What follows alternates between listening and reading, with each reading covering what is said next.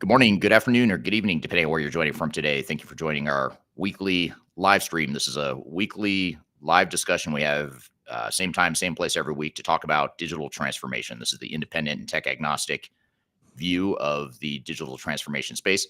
My name is Eric Kimberling. I'm the CEO of Third Stage Consulting. We're a global independent consulting firm that helps clients throughout the world with their digital transformation journeys. And great to have you here today. This is a live discussion that becomes part of our weekly Transformation Ground Control podcast. So by being here today, you, the live audience, are part of the live production of that podcast. And that podcast is called Transformation Ground Control. You can learn more about that podcast or go listen to past episodes of that podcast at transformationgroundcontrol.com. We'll do today's interview live with you here today, the audience. We'll edit it. We'll add some more content to it, and we'll release it here in a couple of weeks as a formal episode of Transformation Ground Control. So thanks for being here today. Today's topic is inside the UK's massive Matrix ERP project. It's one that many of you may have heard, especially if you're in Europe, especially if you're in the UK. You may have heard of the Matrix ERP project. It's a massive undertaking involving the UK government. We're going to talk a lot about that here today. We're going to talk about some of the complexities and risks of a project like this, some of the pitfalls that we could expect to see in a project like this, and ultimately we want to discuss some of the lessons that we could apply to a project like this. And certainly we want to give you some lessons that you could take away to your project teams as well, even if you're not involved with the Matrix ERP project. I'm going to introduce our guest here in just a moment, but before I do, a couple other quick things. First of all, we are going to take a live audience question. So any questions you have along the way, please drop those in the chat. We are streaming live to LinkedIn, YouTube, Facebook, X, and TikTok. So if you're on any of those platforms, we're watching all the streams. We'll see your questions and comments and love to get to your feedback and questions as we go here. Secondly, if you don't mind, just drop in the chat where you're joining from today. We'd love to hear where in the world you're joining from, whether you're in the UK and you're familiar with this or whether you're familiar with this Matrix ERP project or not. We'd love to hear what city and country you're joining from today. So please drop in the chat where you're at here today. I myself am based in Denver, Colorado in the US, but we also have offices or an office and a team in Europe, including in the UK. And my guest here today is originally from the UK and manages our UK office. And speaking of our guest, joining me to discuss this massive Matrix ERP project is Aaron Patterson, who is the Executive Vice President of the EMEA region here at Third Stage Consulting. Aaron, thanks for being here today. Thanks a lot for inviting me. This is an exciting topic. I'm really looking forward to diving in.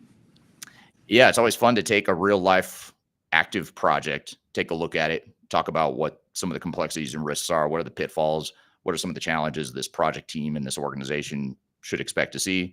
And chances are pretty high that a lot of what we talk about here today is going to apply to any project. So that's really why we want to do it in sort of a case study format, looking at public information. And just to be clear, this is not a client of ours. We don't work with the UK government on this project. We're basing our discussion here on public information. So we're not revealing anything confidential, and we're certainly making some assumptions around what this project will look like. So just to start, before we dive into the Matrix project itself, and some of the questions I have for you and some of the questions the audience will have, Aaron, why don't you tell us just a little bit about your background and sort of how you grew up in the space and what you do here at Third Stage? Sure. So my background has really been in implementing large projects around the world. So I've spent a lot of time working on actual implementation. So I have a lot of history around performing system integration as well as consulting implementations. Me and you obviously worked together over 20 years ago, 25 years ago now, I think, on an international project. We ended up in ESCOM in South Africa. Working on some consulting for a large upgrade and implementation there. So that's just an example of some of the kind of projects that I've been involved in. Spent some time building companies kind of from scratch as startups, but then also building them up through private equity investment and kind of making sure they scale appropriately. So I had a lot of experience of actually implementing systems and processes for the companies that I worked for, as well as actually being a consultant. So wide, varied background. Love all this stuff. Love technology, and so getting to chat about one of the big projects is one of the things I really enjoy. So, yeah, you've gotten to see your share of complicated, messy technology projects, including the one you and I worked on many years ago, back when we were just young lads, young and naive back in the day. And now we can take all the stuff we've learned in those 25 years working in the same space and apply it here today. So you manage, just to kind of pick on one point here before I dive into some of the questions, you manage the EMEA region here at Third Stage. Just tell us a little bit about what that looks like, or kind of what that entails. Yeah, so we have a number of kind of projects and customers in the EMEA region. So we actually have we have two offices, permanent offices, one in the UK, just outside of London, and then we also have one down in Cape Town in South Africa. We have a lot of customers down there who are very focused on mining, so they're big, interesting projects. And then we also have some work in the Middle East as well, so we do a lot of work there. My role is really to help grow the work that we're doing there, and also be responsible for everything that we deliver in the region. So pulling the teams together, making sure that our customers are happy and getting what they need, and providing some executive direction on individual projects as necessary as we kind of move forward. Got it. Yeah, it's a region we're strategically focused on growing, and it's certainly a relevant topic here, talking about one of the bigger transformations happening in Europe right now. So this will be a fun conversation. Well, let's dive into it then. So just at a real high level, just to give some context, and actually I dropped in the chat here of the session, I dropped a link to an article that sort of gives an overview of this Matrix ERP project. For those that haven't heard of it, we'll certainly talk about it. But if you want to read about it, I dropped a link to that article in the chat wherever you're watching here. But the general gist of this project is that the UK government, which includes several different entities or agencies, including the Cabinet Office, Department of Science, Innovation and Technology, Department for Energy, several different departments, plus 20 different arm's length bodies, are all migrating to Workday, essentially. And they're moving from a hodgepodge of different systems, including Oracle and Microsoft and other technologies that we'll dive in here today. And this is a pretty big deal. It's a £144.3 million project. Which is, roughly the same in US dollars, roughly around 150 million in US dollars, for those that aren't familiar with the exchange rates. But it's a 10-year project, could go up to 12 years, 48,000 users, a lot of different diverse agencies that are part of this. What do you see, Aaron, is sort of what are the complexities, when you look at this project, and just sort of the information we do have about it? What are some of the things you would expect to be super complicated or risky in a project like this? Yeah, I think, one of the key things, you mentioned a bunch of different departments there. There isn't really a common kind of synergy between the different departments that are involved, right? They already have a lot of existing systems in place and different processes. When you look at, the Treasury and the Attorney General's office, how overlapping do you think those processes will actually be? Maybe Right. managing the budget side of things is comparable across the different organizations, but they're coming back from a large disparate number of systems and processes, and really the goal of the project, as it was publicly stated, was to converge the data, the policies, and the processes across these departments. Now, what that means is that hasn't happened yet, right? And I think even as they were building the team around who was going to be part of this particular project, because this is part of a much greater overall government initiative where they have essentially broken all the different departments into different groups. So the Matrix organization is one, another one is Synergy, where there's 4 or 5 kind of government entities brought together. And so pulling all of this together within that environment, I think, is going to be incredibly complicated. Even the spending watchdog, I think back in January 2023, Alex Chisholm, he said the Matrix bundle was the trickiest one of the 5. I don't think they had even agreed which departments were going to be part of this process until they had actually started negotiating the contracts themselves. So I think that's going to be an interesting process, I think, as they work to define what the goals of the project are and keep all of those different organizations in sync, And then you get into some of the more, I think one of the key things is really stakeholder misalignment. I think that's probably going to be a big risk, right? is everybody on the same page? They've kind of pulled all these different departments together and given them a common goal, but has everybody actually bought into that process and that project? Has there been some that have kind of been dragged along and you have to do this? And is there going to be a lot of issues around that? And then that, we haven't even talked about some of the technical side of that, right? I mean, if we have 15 different instances of systems in place and they're on different technologies, they'll have different data models, they'll have different processes.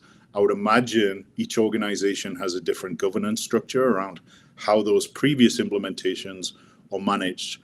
So if you take something, I wouldn't say relatively simple, but simple in concept of we have to migrate legacy data into the new system. So all of a sudden, we're not talking about one project. We're essentially talking about at least 15. Assuming that the target model is consistent, we're going to do 15 data migrations in parallel, or at least in a kind of coordinated timescale to be able to do that and end up in a system that will meet the requirements of all those different organizations.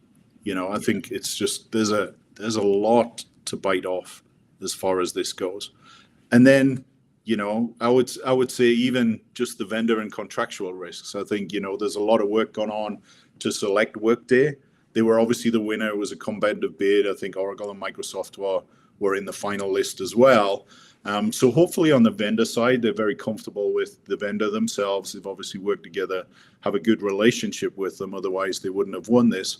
But then weaving that back in to the SI side of this, right? The actual project, and Cognizant were the selected SI to put these systems in. So being able to manage that over, I think the SI project was an initial 5-year period. So managing an SI to be able to coordinate between all these disparate departments and pull that all together into a system that everybody will accept, that all of the users, you mentioned 48,000 users. You have to get 48,000 users to be successfully using this system, right? At the end, or at least a very large percentage of those to consider this project a success.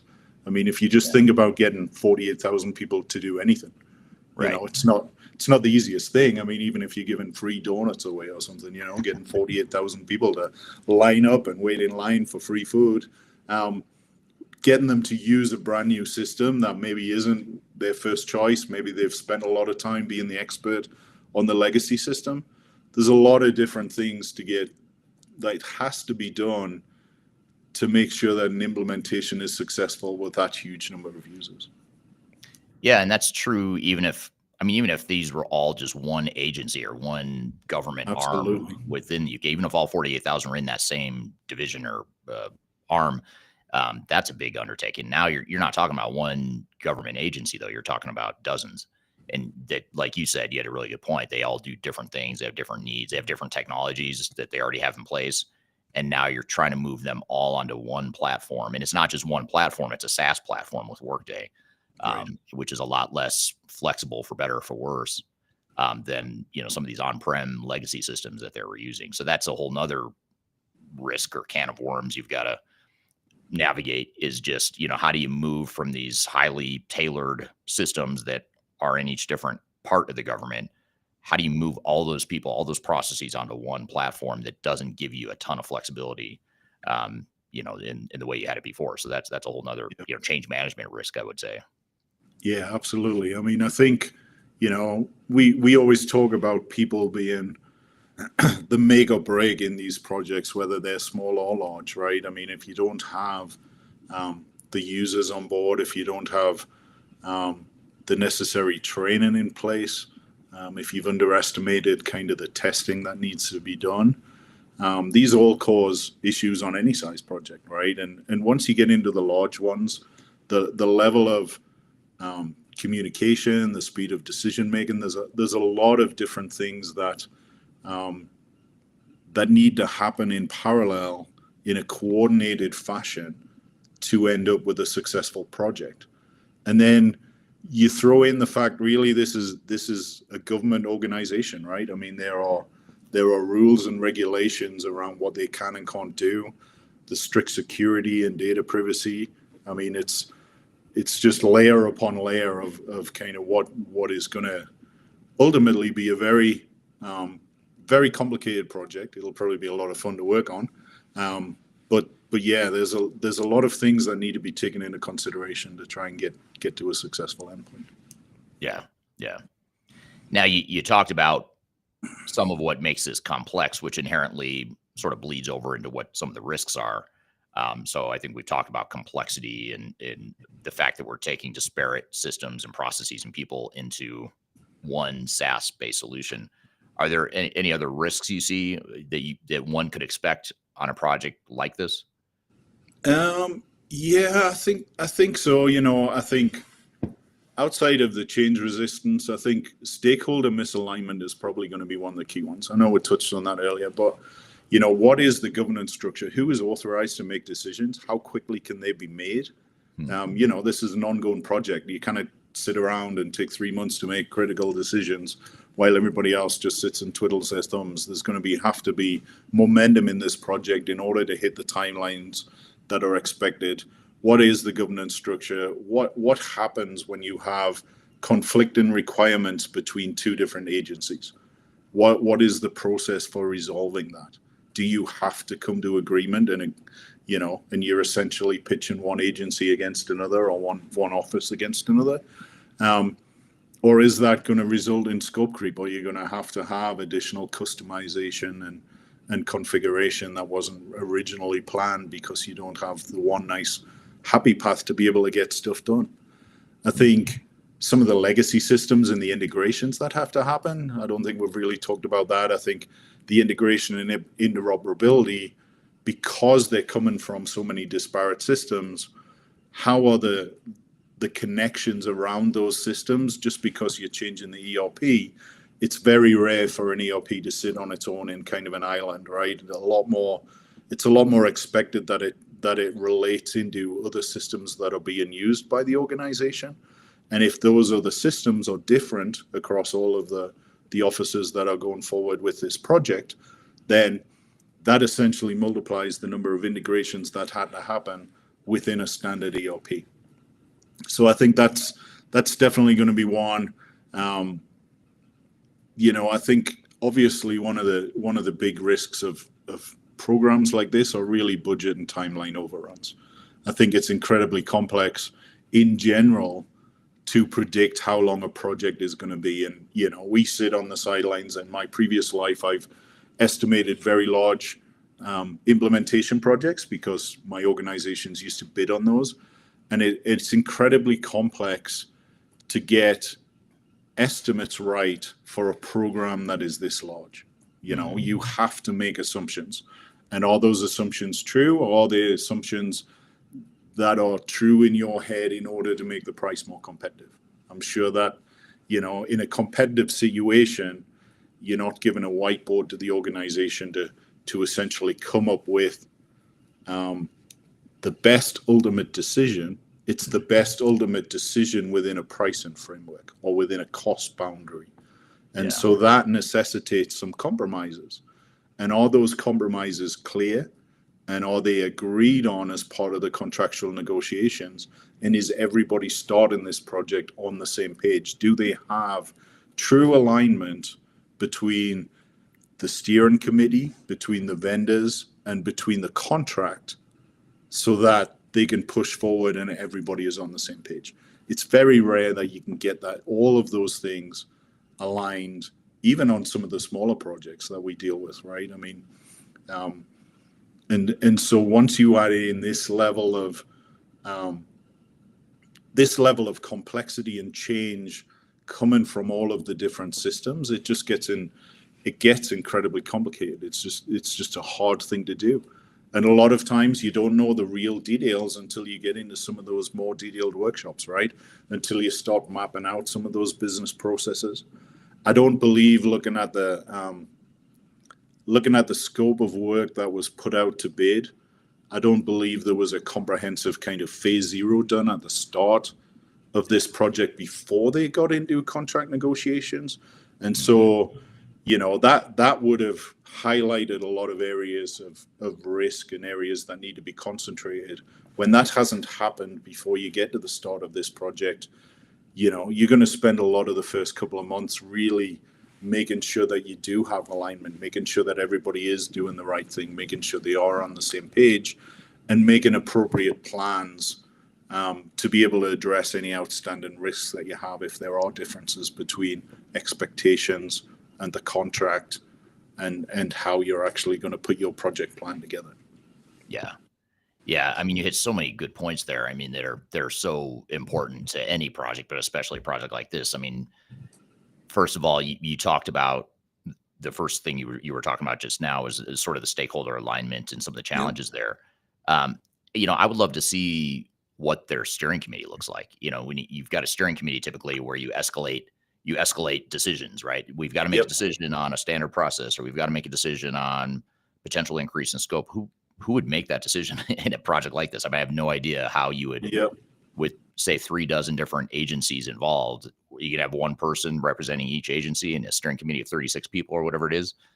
That just seems cumbersome. But and are they willing to give up control? Right? I mean, I think everybody will want a voice on that steering committee, which is probably necessary, but then it will lead to a lack of crisp and speedy decision making, right? I mean, I'm just thinking through how some of those meetings would be a very formal kind of government process and documentation, and obviously working in politics. I mean, that's a lot of what they do, right? The civil service integrating with the actual political figures, and the length of this project actually lasts longer than the parliament will sit. So there'll be a change in the parliament probably during the course of this project itself, which may result in some change in directions. I think there's going to be it's going to be very interesting to see, like you said, how the governance of this project at the very high level will be managed appropriately. Yeah. I mean, that alone, I think, is a nightmare. Just trying to figure out how to get all this diverse stakeholders on the same page, because you're right. It's political, and every organization is political, but at least in the private sector, you're all sort of marching toward the same. Let's make the company better. Let's make the company more efficient. Let's make some money. Now, but you're right. The goals of each of those organizations are very different, right? I mean, one of them is the UK Department of Space. That's one of the arm's length bodies. What has that got to do with HM Treasury? Are they aligned in what their goals are? Probably no. Treasury wants to control the money, and the UK space team wants to go off into the stars. Those two things aren't necessarily, in alignment at the top level. Now, making the country better and being a better organization for its citizens, I'm sure you can, align at some very high level strategy around that. But whether that filters down into meaningful action on behalf of, the owners of these implementations, that's a good question. Yeah. It's a great point. And then you also talked about phase 0 and how important it is to, well, first of all, you made the assumption, which I agree with, just based on what we've read about this case, that they probably did not do a thorough phase 0, which in my opinion would take, I would say, at least a year, probably longer. If you didn't spend like a year, let's just say minimum, where you look at all the general high level processes and needs across these different agencies, laying out the blueprint for what are those differences between the agencies and where are the commonalities, and really understanding like where the risks and the pitfalls are going to be. You don't really know. If you haven't done that, you're sort of guessing that this is a 10-year project. And it almost, when I hear 10 years, to me, it's like, that sounds like a nice round number that someone said, let's call it 10 years. We'll take about a decade to do this. And in theory, you think, well, 10 years, I mean, surely we can get it done in 10 years, but it's amazing how fast time goes when you're spinning your wheels. And I think the 10-year number, right, I think was the software license contract. And they were actually trying to do everything within 5 to 7, right? That was the 5 plus 2. So the SI contract in its initial in its initial form is really 5. So they're going to try and get it done in that time frame. Now, but you bring up a lot of good points here. It's like, are they going to spend the first part of their services project kind of validating what they made assumptions on?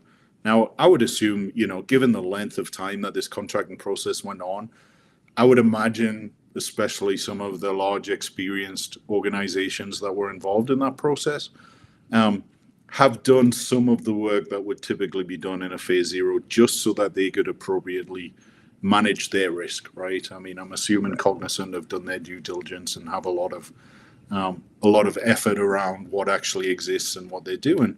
But one of the things I noticed when I was reading up on this was some of the agencies kind of jumped on late in the game. They went part of the original team as the contract went out. So even the member organizations that are part of the Matrix project changed throughout the contracting process until we ended up with the final one. Now, if you weren't part of it at the start, I can't imagine there was much due diligence done about existing processes and systems and things to be able to be incorporated in the overall plan. But I think, I think that's what makes these projects interesting, right? It's impossible to manage every single risk.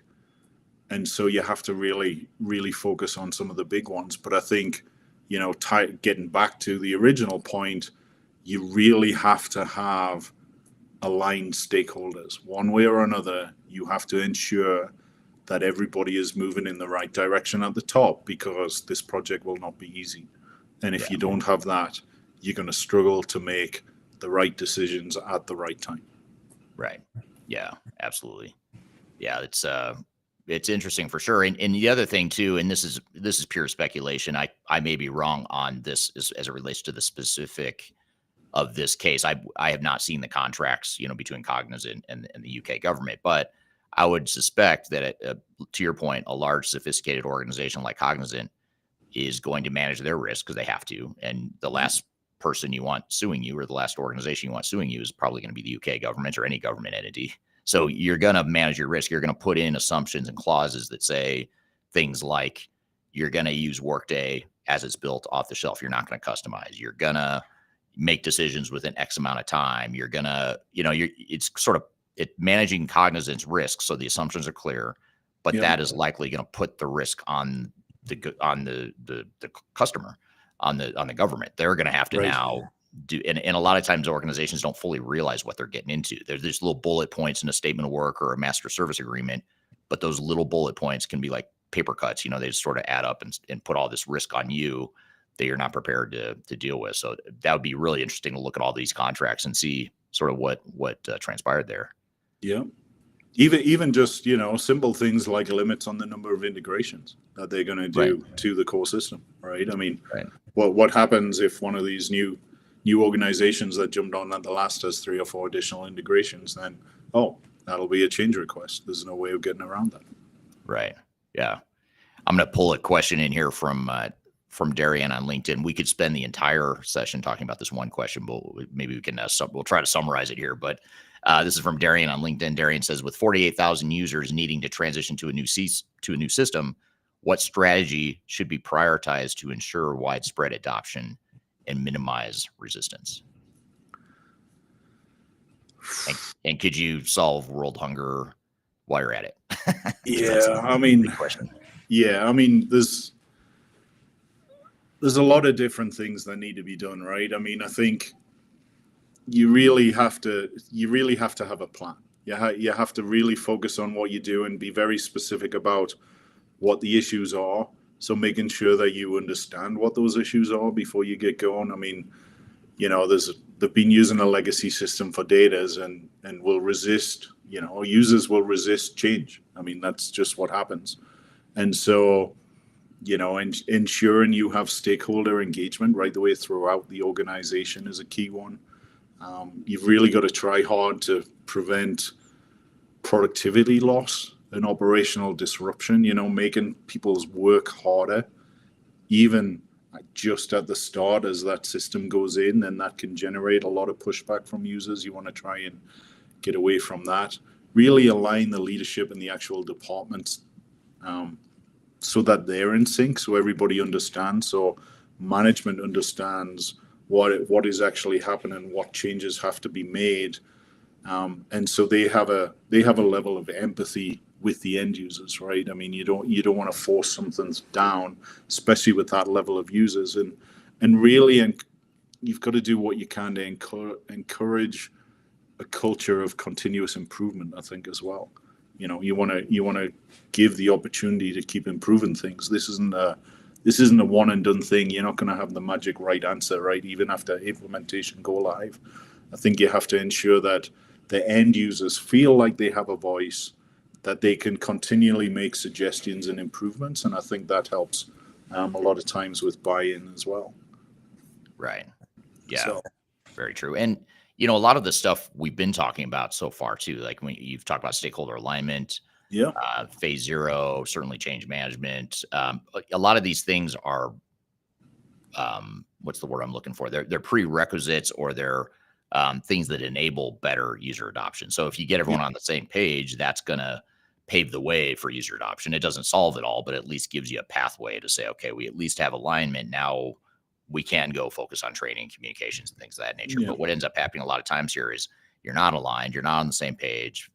The SI is off doing their thing, building technology. And then when it comes time to train people, they start freaking out because they see like how different this is than the world they're used to.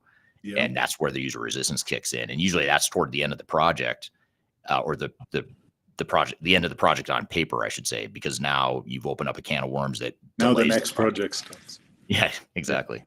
Yeah, and you're right. I mean, you have to get the foundation right? I mean, I think, you know, foundational baseline of what the project would do. I think one of the things we always recommend is change management starts. If it hasn't started already, it starts now, right? It has to be as early as possible in the process. Otherwise, you do end up getting to the end and the users just don't understand or like or want to use the system. But then making sure, you know, you don't go forward with one size fits all training, right? I mean, you have to have a customized training plan based on user roles and responsibilities. And I think spending enough time defining what that training plan looks like and how you are actually going to implement it. You know, just the pure logistics of training 48,000 people. You know, when do you schedule workshops? What happens if somebody misses? What happens if you need some follow-up training because a trainer was sick one day? You know, you have to have enough buffer in place. There's a lot of basic things just to implement the project itself without addressing some of the more, you know, the less concrete risks that you're going to face in an implementation like this. Yeah. Yeah. And if I had to speculate, or if I were a betting person, which I'm not, I hate betting, but if I did bet, I would bet on this absolutely taking longer than 5 to 7 years, just based on everything we've talked about so far. And we haven't even really started to scratch the surface of some of the complexities, I think. Yeah. One thing I want to mention too, I forgot to mention this before when you were talking about phase 0, is we have a phase 0 checklist, and I'm going to pop up a QR code right here on the screen for those of you that are watching this podcast. If you scan that QR code, you can actually download or view on our website the phase 0 checklist. So it sort of gives you an idea of what Aaron and I are talking about when we say phase 0, and did Cognizant and did the UK government, did they spend enough time on phase 0 to make sure that they have a realistic plan and a realistic strategy to address a lot of the stuff we're talking about here today. So this is a really helpful checklist. It's a real easy read, but it's something you can use and apply to your organizations if you want to check that out. I've also dropped it in the chat of the streams here as we're going. But I want to come to another audience question here that we just got a bunch in a row. So I'm trying to find the one I was looking for. This is a really interesting question that, again, we could spend the whole session on this one question, but this is from Fahim on LinkedIn. Fahim says, how would you be able to lock the requirements from a multitude of stakeholders? And what is your strategy to visualize the future state early on and get every stakeholder to agree upon it? So I guess maybe to paraphrase a little bit, or maybe summarize the question, when you look at future state, how do you get 48,000 people all on the same page with what that future state's going to be, or do you? That is the $1,000,000 question, I think, right? I mean, there are definitely things that you can put in place. I think one of the interesting decisions will be how they run the workshops and how much customization and configuration is expected, is allowed, and has been agreed upon up front. Because if there is some flexibility in process, given the different organizations that they're running, maybe it's, an iterative process as they pick one agency and move to the next and move to the next. If they're truly going with, we are going out of the box and we're doing minimal configuration only, then those workshops and decisions are a lot different, because you go in and say, this is the answer. How well can we map your existing processes and what might be missing or what needs to be changed? Mm-hmm. And I think, there's practical things around using technology to capture requirements, being able to share them, having clear sign-off protocols between the different groups, who's responsible for acceptance, making sure that you keep, requirements traceability matrix so that you understand what the requirements are. But it gets back to really the project control mechanisms. Who's got the role and accountability for agreeing to requirements? Mm-hmm. How far up or down is that in each of the different organizations involved, or the different departments, and what is expected in terms of speed of decision making, compromise, and ultimately what the end solution will be. Right. Yeah, great point. And here's a follow-up that I'll pull up here from this is from Prashant on LinkedIn. Prashant says, I feel that ultimately all of these different offices would have one goal, and that is to service the citizens and residents. And this is similar to what you said earlier, Aaron. Yeah. And then he goes on to say, maybe driving the design from their perspective will help in integrating the experience across different agencies, and may even help purge some of the redundancies. So, I think this is a great point, but I think the question is I totally agree with this comment. I don't know what you think, Aaron. I think this is a great comment, but I think it's a lot easier said than done. Like we can sit here and say, like, hey, all 48,000 users, let's all get on the same page that we are here to provide a better experience, better life for UK residents. You could probably get some pretty strong consensus on that. But the problem is once you start to dive down into my little area and my job and my goal as, my part of the organization, it's going to be really hard to change. It's going to be really hard to change me, because I've got such a narrow focus, being part of one specific agency within a broader entity like that. Absolutely. And I mean, even if you look at something that should be standard across a government, right? Like budget allocation procedures and budget reporting, like how are you doing against that? Are those actually standard in those different departments now, given that you have, the high level organizations and then the arm's length bodies as well? I'm not sure that managing their budgets are consistent between all those different groups. And so has there been agreement that that's going to happen? What happens if there's certain reports that are done now that feed certain processes that are specific to that one organization that aren't really necessary for another 2 or 3 of the major groups that are part of this project? Is there a mechanism to allow differences in how the data is used? And then you take a step back even further and go, okay, well, if you have different reports, does that mean I need different data? And then is that a different data model? Is that a supplemental data model to support some specific customization or configuration for one group? Is that allowed in this project? Or is everybody just, we're all going the same, and that really is it? And the real issue isn't the technical implementation. The real issue is making sure that the organizations can still function in the new world, and you can get enough momentum with the end users and the staff who are going to use this system to be able to implement it successfully. Because having a very structured implementation is going to cause a lot more issues on the change management side. But if you have a very flexible implementation, that'll help you manage the risk on the change management side to a certain extent. But then you get into some of the technical complexities and the scope creep, and then also the technical debt that you might end up with, right? I mean, if you're doing a bunch of configuration and customization, what happens the next time you have to do an upgrade, right? Has that turned into another $50 million project because you've got to go through and modify all the previous customizations and configurations that you've put in place? Yeah, great point. Here's another comment that I'd love to get your take on here, Aaron. This is from Amy on LinkedIn. Amy says, given the length of the project, typical phase 0 could be redundant by the time the findings become relevant. And I assume she means the findings from phase 0. And that's where you sort of, phase 0 is typically where you sort of dive into fully understand what the real lay of the land is. You get alignment, you create that future state blueprint, et cetera, et cetera. She goes on to say, one would hope that the principles and desired outcomes have been explored in advance and some element of cohesion and agreement across the different groups. It's a nice hope. It's a nice wish. Yes. The question is, the question is going to be, hope is not a strategy. Yeah, great. I was trying to remember that. What is that saying about strategy and hope? And you nailed it. So what do you think? I mean, what are your thoughts on this comment? You know what's interesting is in this particular instance, I think the fact that it is a government agency may help, right? Mm-hmm. Because the rate of change in any government agency around the world, right? It's not UK specific. I know.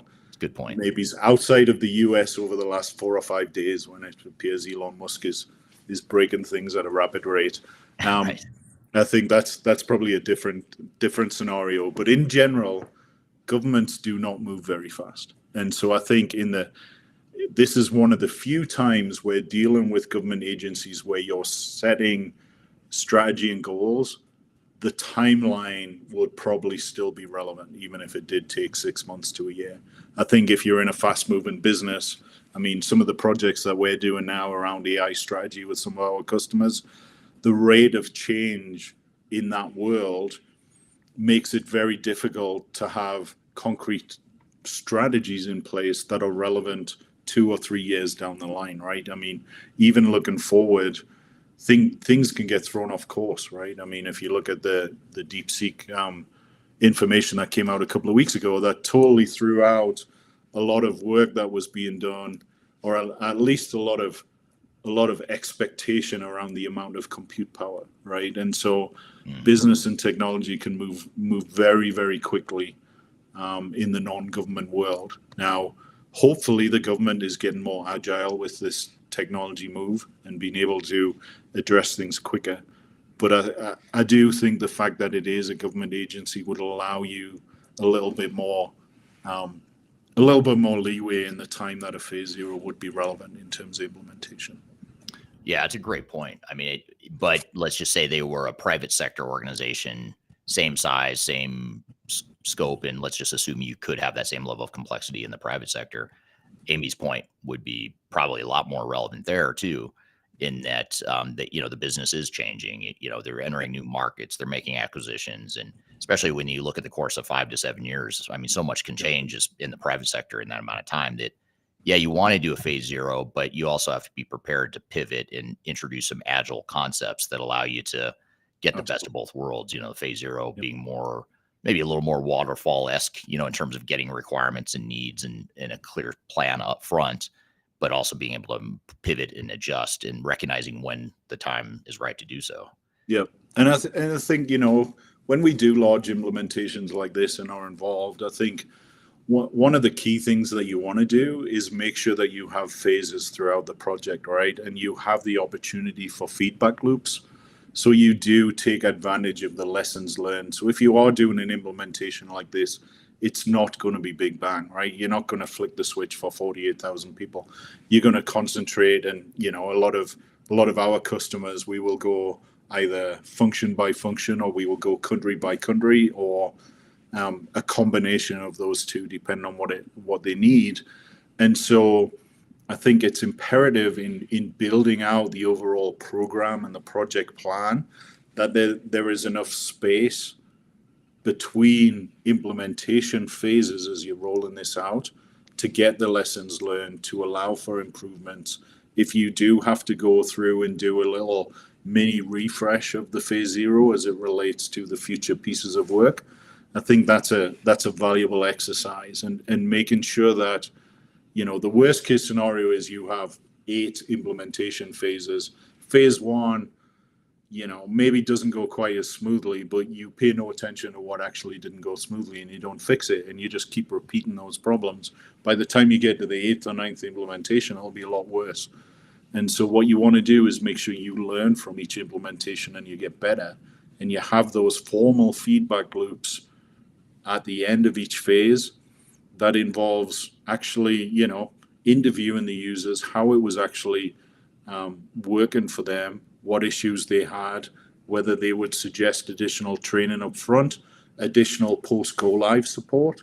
There's a lot of different things that you can do to improve over time. And so I think, just making sure that you're proactive about learning what's working and what's not on these long-term programs, and being committed both as vendors and customers in partnership, being committed to take those lessons learned on board and being able to modify the future plans to take advantage of the best practices that you're learning while you're doing it.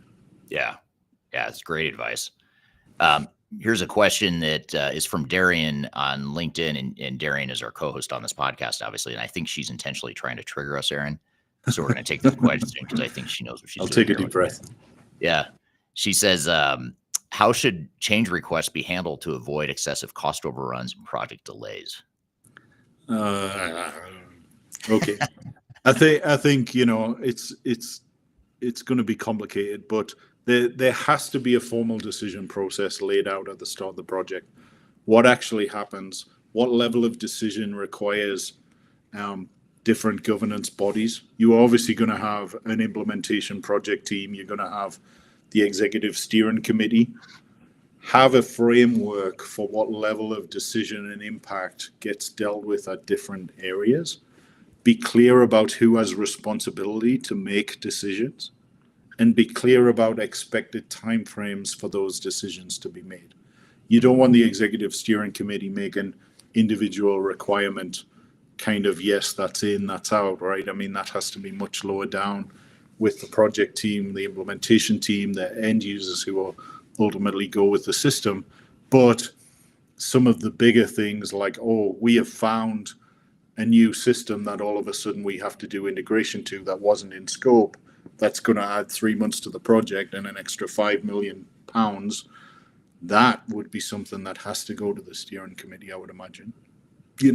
But being clear about what that decision framework is, what the rules of engagement are, how things are progressed up and down the chain, and how timely those decisions are expected, so that things don't get stuck in committee and the project grinds to a halt. Yeah, that makes sense. You make it sound so easy.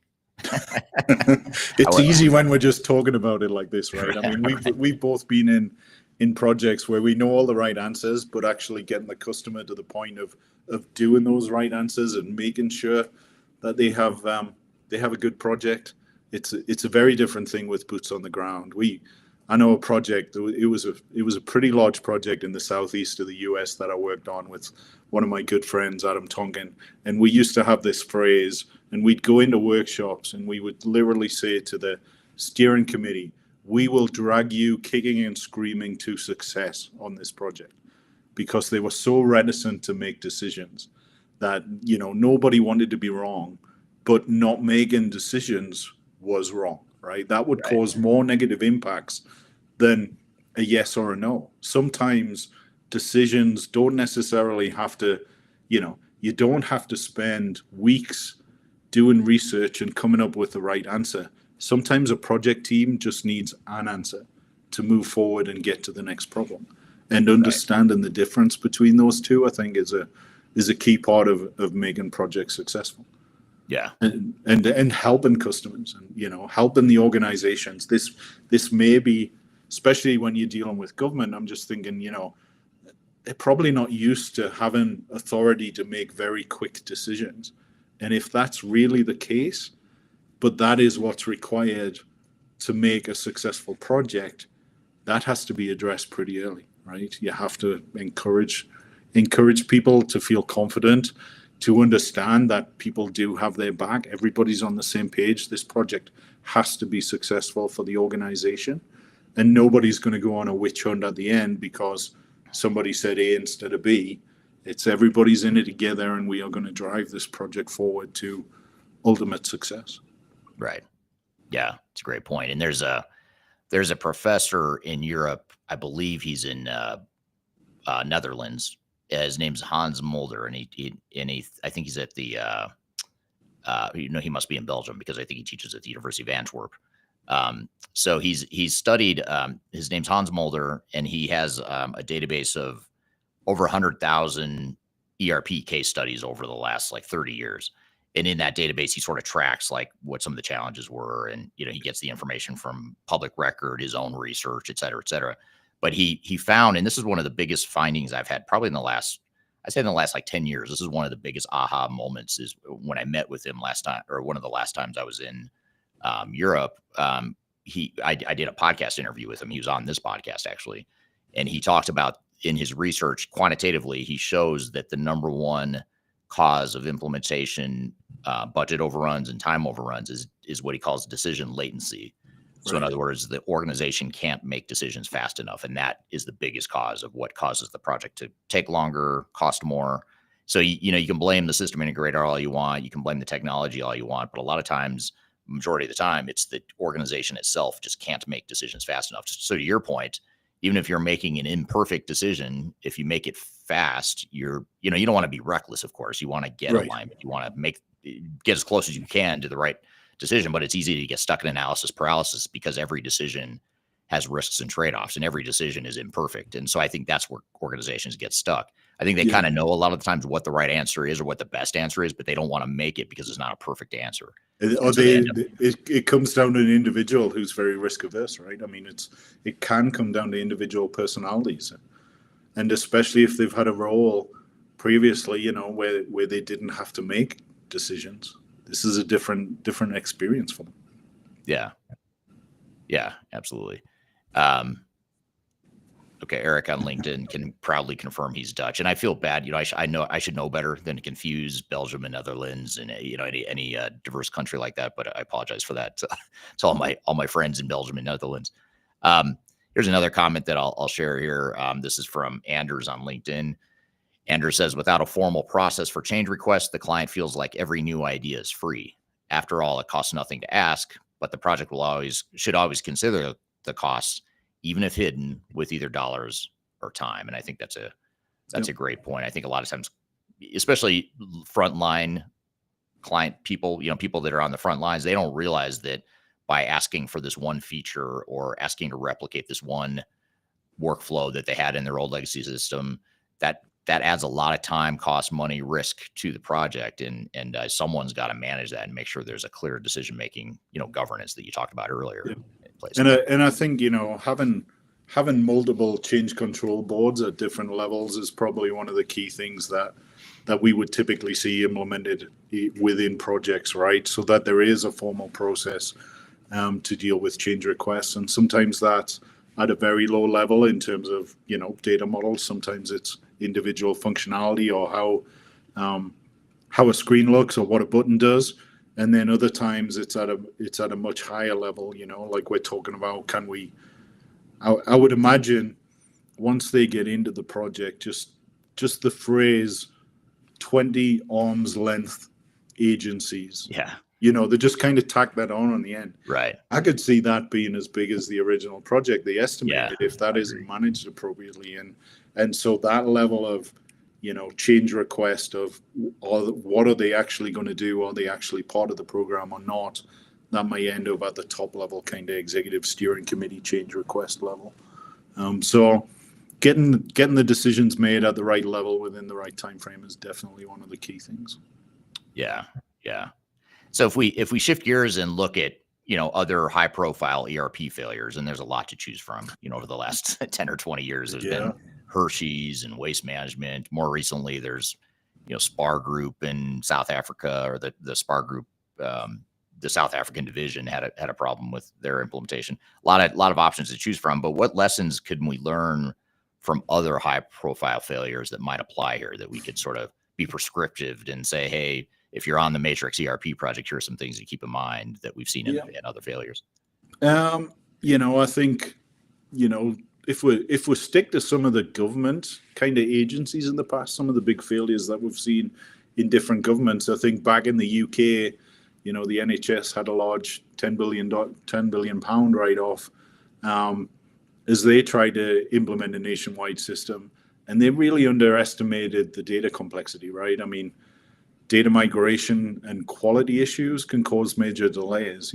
Whenever you ask anybody, and I've had this so many times, you ask a data owner how their data is, it is perfect until you find out it isn't. And so getting to the bottom of what data exists, how good it actually is, how current is it, how well populated is it, who owns the actual master source data.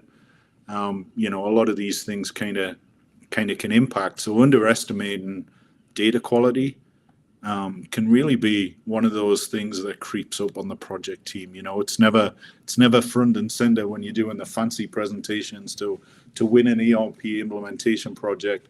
It's not like the dirty work of assuring the data is correct is really front and center as part of that process, but it really can be critical.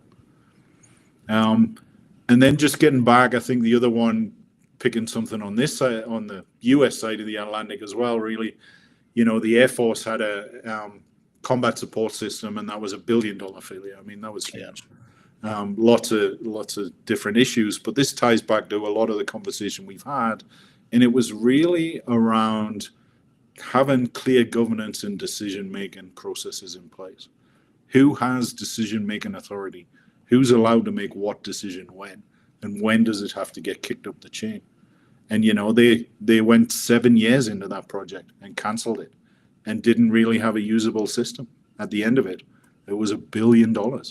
And that is worst case scenario for everybody. And so, it gets back to some of the things we talked about earlier. Really focus on the governance side of the project, make sure everybody understands what decisions are expected and authorized at different levels, what the process is for moving those up the chains as necessary.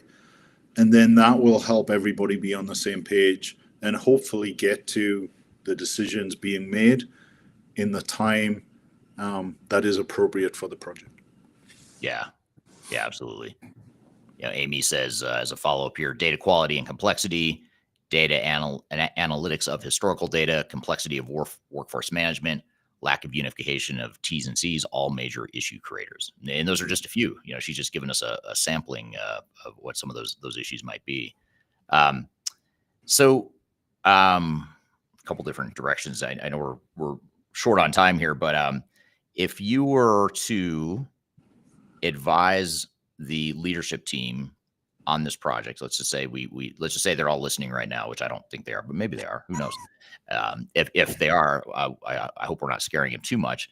And actually, before I ask you this question, hold on one second on that, Aaron. I want to ask the audience, just based on everything we've talked about so far, I want to do a quick informal poll in the chat here.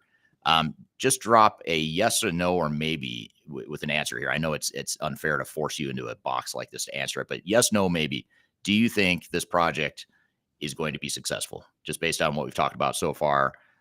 It could be maybe, it could be yes, but whatever, however you want to answer that, but sort of give me a sort of a knee-jerk reaction here, and based on what you're hearing so far. Or if you think we're off base and you think we're overanalyzing, overthinking this, love to hear that too. So drop that in the chat, and if you don't mind, we'll come back to that to see how the audience answers. But back to you, Aaron. What if you could give advice to the leadership team on just one thing that they should do to give themselves the best chance to succeed on this project? What would that be? I think the one thing is the strong governance with clear accountability. I think that impacts every single thing that gets done in the rest of the project. And if you get that right, you've got a good shot at making sure you're successful. Right. It's great advice. And the audience is quiet. They're not answering the question, probably because they don't want to. They don't want to answer the question. Is this project going to be successful? Yes, no, maybe. Amy says maybe. Okay. Thank you, Amy, for giving an answer. And that's, That's probably where I'd be. I'd be somewhere between maybe and probably not. Yeah, I think, you know, these projects, they're not easy, right? I mean, there isn't going to be a given.